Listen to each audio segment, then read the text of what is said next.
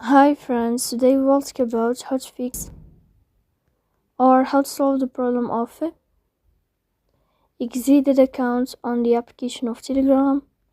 We go to settings.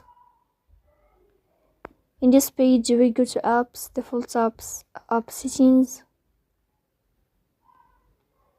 In this list we search about the application of Telegram and we click here on this page.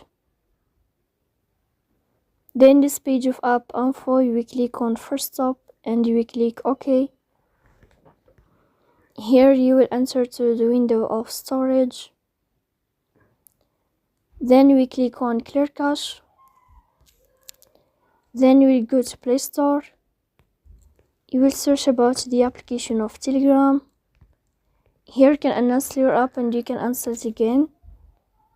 So please don't forget to support us by like and subscribe.